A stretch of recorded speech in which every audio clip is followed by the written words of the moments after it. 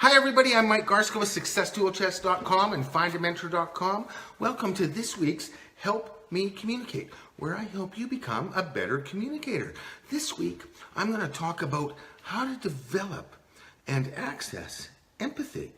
Empathy is one of the most important communication tools that anybody can use. Do people shut off and get defensive when you're communicating in a sensitive situation? Do you struggle finding common ground in conflict? Or do you find that people are arguing with you often, or that you find yourself arguing with others often? Empathy breaks barriers and takes down defensive walls. I watch people struggle all the time in finding common ground or getting others to agree with to solutions. And it happens often. What's the roadblock? Most often, it's people's inability to understand or to empathize what's going on with the other person and to truly connect. When the situation is sensitive, when people shut off, when there is conflict, and you find yourself getting nowhere, you want to access your empathy. Are these things that happen to you? Do people shut off? Do they argue with you? Do they move away or won't finish a crucial conversation or get on the defensive? If that's the situation you find yourself in, it would be very wise to learn to develop your empathy and learn to access it in those crucial situations. So how do you do that? Well, it's actually a very simple process. It's just about seeking to understand the other person. My nephew once shared a story with me about how he really disliked one of his classmates, and he didn't like how the other person treated other people. He didn't understand why this person could be so mean. But when he took the time to get to know that other classmate, and he found out that the other classmate had actually had a very hard life and had struggled with being abused in some situations and that kind of stuff. And he got to understand and empathize with that other person and see what kind of person he was and what brought out these negative traits in the person. When he truly got to the point where he understood that person, he found that the other person connected with him at another level. And he found that underlying, this person was actually a really nice person. And that once he felt that somebody understood him and empathized with him, he actually became a nicer person and became easier to get along with. And so if you find yourself in situations where you're struggling with other people, you find yourselves in conflict and all that kind of stuff, the true problem is that each of you, either one or the other of you, or both of you, are not empathizing or truly understanding what the other person's going through. And this is a communications barrier and breakdown that happens with many, many people. I see it all the time in work environments, in personal environments, even in significant relationships where there's conflict arising all the time. It's about not accepting and empathizing and understanding the other person. So think of a time when you felt like the other person didn't understand you or judged you negatively without listening. How did you feel? Well, you likely felt unimportant. You felt negated, or like the other person just didn't get it. Maybe you felt like the other person just won't listen. Am I right? When you find that the person you're communicating with is shutting down or walking away, the problem is they're not feeling understood. And so one of the first rules in successful people's lives when dealing with other people, and all successful people go through challenges. They go through difficult conversations and difficult situations with people. And the tool that they access to get through those difficult times is to seek first to understand, then to be understood. And in seeking first to understand, we're accessing our empathy. So how do you do that? Well, the first thing you do is to avoid this situation. Often I see people thinking that they and they truly believe this inside, that they think they understand what the other person is thinking, feeling, and intending. They think the other person should be thinking, feeling, and intending exactly the same way as them in a situation. If you find yourself believing that you know what the other person is thinking, feeling, and intending before you ask them or clarify what's going on with them, hit yourself over the head. It's not true. Reality check. Every person has a unique communications process. As humans, we communicate using the human interaction process. And what that is, when we're connecting with other people or communicating with other people, both of us are going through this 5-step process. The first thing is we sense something with one of our senses. Usually when we're communicating, it's our eyes or our ears. So we sense, from that we get a thought, then we get a feeling or an emotion, then we get an intention. And there's 2 types of intentions, underlying intentions and overlying intentions, and often we have both. And then we choose our actions. Now, it's in that assuming that we know what the other person witnessed, what they saw and heard, that was the same as us. Often we see and hear the same thing, or we're seeing the same thing, or hearing the same words, but we're actually interpreting it differently. We're seeing different things. We're hearing different words because our unique human interaction process is as unique as our DNA. And even though we hear the same word, we interpret it differently. We internalize it differently. We take on different feelings. And so we have to realize that each person is unique. And when this situation is sensitive, the first thing we want to do is empathize and find out what's going on for the other person. We want to find out. The empathy actually happens in 2 parts of that human interaction process. We sense, we think, we feel, we intend, and then we act. It's in this feeling, and the intention is where we want to access our ability to empathize. We want to find out and relate on the feeling and the intention level. And I'll explain that a little bit deeper as we go through today's thing. But first thing I want you to do is to realize anytime you catch yourself thinking that you know that what the other person is sensing, thinking, feeling, and intending, before you ask them, as soon as you start thinking that, hit yourself over the 2x4, give yourself a reality check, and realize that you don't truly know what's going on for the other person. You might have parts of it correct, but the chances of having it all correct, especially in a sensitive situation or in a situation where there's argument going on, the chances of you having a clear understanding of what's going on for the other person is very slim. So don't think that you do. And don't think that they're thinking, feeling, and intending the same way as you are in the same situation. Because like I say, we all grow up and develop a unique sense of filters. And the words that we see and the images that we see, the words that we hear and the images that we see, we respond uniquely as individuals. And that's the first thing to realize, that everybody's unique. Now, we know that we all have unique DNAs. We also have unique human interaction processes. We also have unique ways of processing the same information, and it comes across differently. And the way to break those communication barriers is through empathy.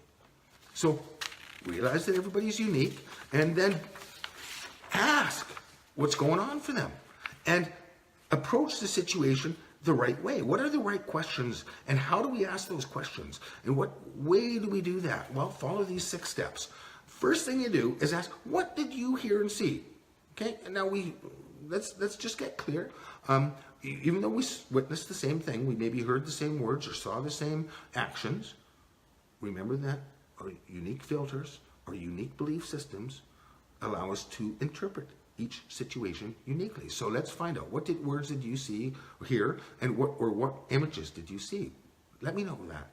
And then after you ask, turn on your effective listening skills. Face the other person. Don't let yourself be interrupted by your smartphone or your computer or by other people. Snap on. Listen attentively. Give them a soft gaze. Don't stare at them, but just a soft gaze. Look at their eyes and their ears and their mouth and their nose. Move around so you're not staring at their eyes. And shut off your internal chatter and pay attention. Okay, and then the third step. So the first step is to ask what they saw and heard. The second step is to clarify that. The second step is to listen, and the third step is to clarify that. So these are the words you heard. These are what you witnessed. Okay, and now you've got that clear. what did you think about that? Ask the other person. So what was your thought pattern around that? And you might want to share what your thought pattern was about that. But in sharing, keep yourself open to that. Their thought pattern might be different. So what were your thoughts? And then clarify that. Every time you ask a question, you want to clarify, especially in a sensitive, crucial conversation. Okay? And then once you find out their thought pattern, ask them, how did you feel? How did that make you feel? Were you frustrated? Sometimes people have a hard time expressing feelings. You might have to prompt them a little bit. Were you frustrated? Were you angry? When I'm not feeling understood, or when I see a situation like that, and I get these thought patterns, I feel angry, or I feel frustrated, or I feel upset and angry, and I feel vengeful. So what was going on for you? How did you feel? Now, this is where the empathy starts, because there's only a finite number of feelings that people feel. And we have a communications list if you need, a feelings list and a basic human needs list. And those lists are critical in prompting people to get clear on what they're feeling and what they're intending. So those are posted at successtoolchest.com in the vlog blog. And just go through the vlog blog, and there's about 30 different episodes of this Help Me Communicate there. But in some of those posts, there is feeling lists and human needs and intentions lists. So access those so that you can prompt other people and get clear on what they're feeling. Once you know what another person's feeling, relate that feeling to them. Say, oh, I didn't feel that in this situation, but here's a situation where I did feel like that. So I understand that feeling, and I accept that that's what you felt. Okay, so that is true empathizing. Understanding their feeling and then accepting it and telling them that you accept it. Now, the next part of the communication process is get clear on what their intention is. Now, I talked a little bit in the past about underlying and overlying intentions. Now, sometimes when we're really angry, we're really frustrated, we have not just one intention, but two types of intentions. The overlying intention, where I'm so mad at you, I want you to feel the same way as me, and so I want you to feel angry or frustrated or vengeful, or I want you to feel like I do. So, and the underlying intention there is that we want them to feel that, so they don't, because we know it feels uncomfortable, and we don't want them to make us feel like that again. So often when we're lashing out with a negative intention to make somebody feel bad, it's because we want them not to do that to us again in the future. So the underlying intention is to stop them from making me feel bad, because our basic human intentions are based in one of two things: either a desire to give love or a desire to receive love. And if we feel like we're not being loved or liked, and love and like is all different levels of engagement, of acceptance.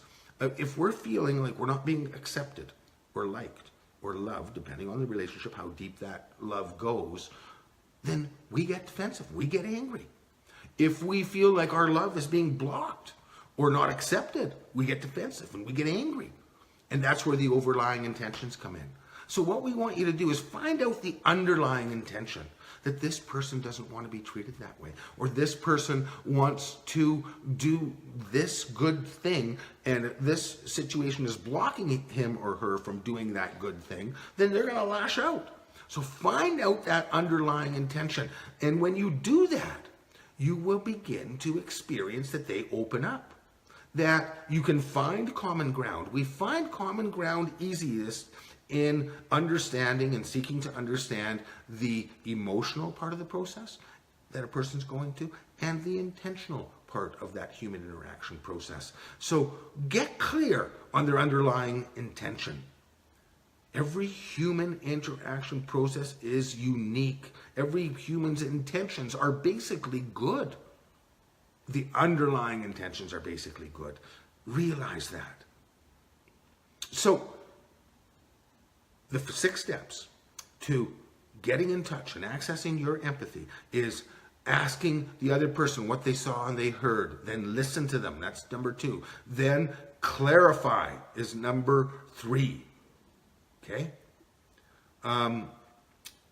Ask them what their thoughts are. Clarify that. Clarification process comes in all things. Ask them how they felt about it. And ask them what their intention is. So, what did you see in here? And then tune in, clarify, And then what did you think, and what did you feel, and what did you intend? That's the process. And when you do that and truly listen and truly clarify, you will find that you are accessing empathy. And you will find that people will feel more comfortable with you, they'll trust you, and they'll open up.